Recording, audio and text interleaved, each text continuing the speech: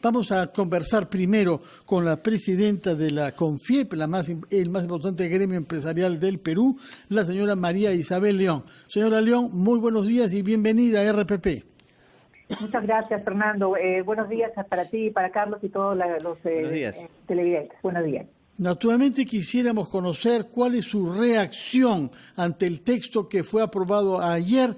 ¿Cuáles le parece a usted que son los puntos más importantes de él y qué reproches tiene usted al texto aprobado?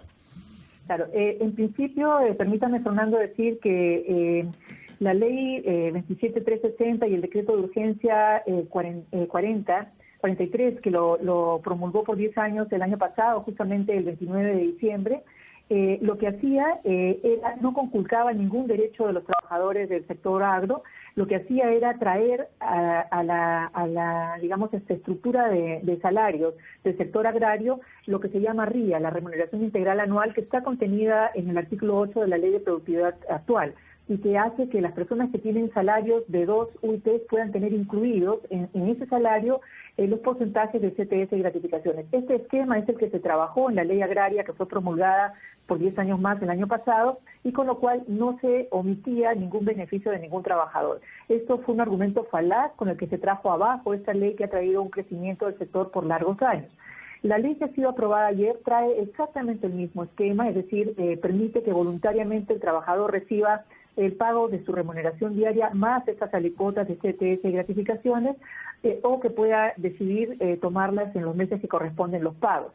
Lo que sí ha hecho el Congreso es establecer un bono absolutamente unilateral, sin la participación del sector empresarial, al que le ha sido impuesto este bono remunerativo que asciende al 30%. Hemos visto lamentablemente cómo las negociaciones han pasado de festinar, digamos, este bono de un 15%, que fue lo que el sector empresarial anunció podía, con un gran esfuerzo, agregar al salario de los trabajadores por sus justos reclamos, y cómo ha ido cambiando al 20%, al 30%, sin ningún tipo de sustento técnico. Los aumentos, las remuneraciones, Fernando y Carlos, no se dan por ley. La Constitución señala que la remuneración mínima se fija a través del Estado con la participación de los trabajadores y los empleadores. Es decir, no se puede imponer a un empleador una tasa arbitraria, porque esas negociaciones se hacen de manera bilateral, entendiendo que no todas las empresas son del mismo tamaño y tienen las mismas capacidades. Acá lo que ha habido realmente es una acción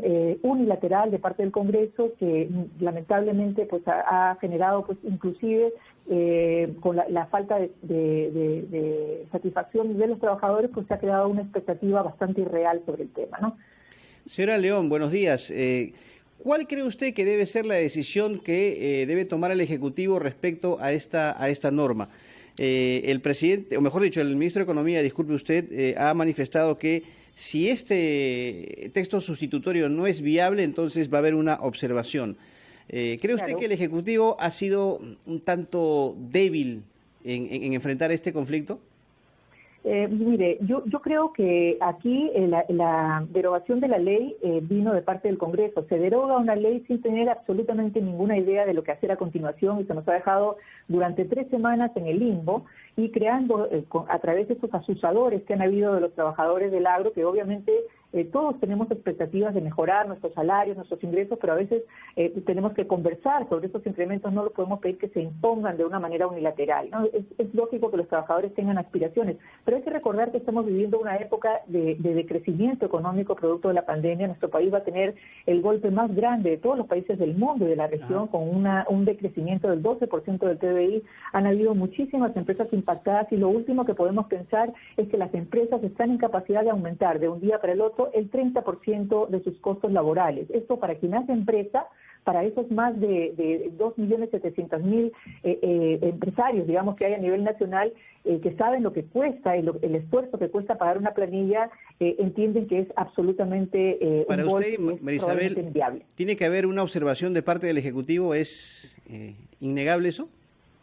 Bueno, si eso es lo que anunció el ministro de Economía y la Premier, vamos a esperar que hagan la revisión de la norma y puedan tomar la decisión que han anunciado, ¿no?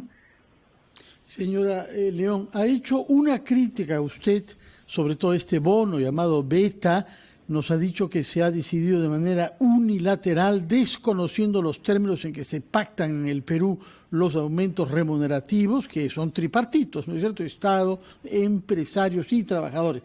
Y ha dicho además que no tiene sustento técnico porque ha subido del 15%, que era la propuesta inicial, al 30% sin que haya razones técnicas que lo sustenten. ¿Otros reproches a esta ley aprobada ayer?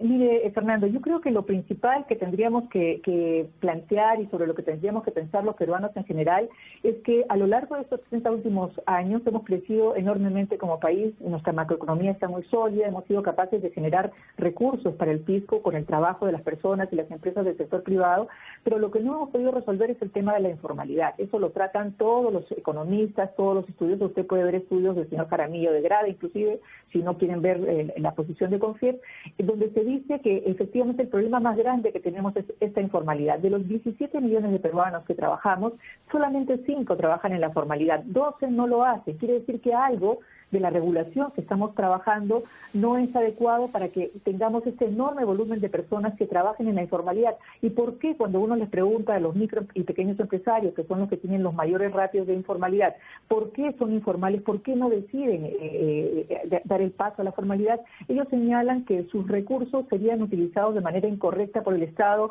o generarían corrupción y por lo tanto se niegan a participar en ese aporte. Entonces allí es a donde tenemos el problema grave, en la informalidad. Lo que estamos haciendo con estas regulaciones es satanizar al sector formal, al escaso sector formal que tenemos hoy en el país, cuando deberíamos voltear la cara y mirar la informalidad y ver la forma de revertirla. Esa es una preocupación que además recojo que hemos tenido en el foro de la Alianza del Pacífico, el Consejo Empresarial de la Alianza del Pacífico hace poco tiempo, en el que los 4 países coincidíamos exactamente en el mismo tema, en el tema de informalidad. El Perú lamentablemente era el que tenía el índice mayor de informalidad.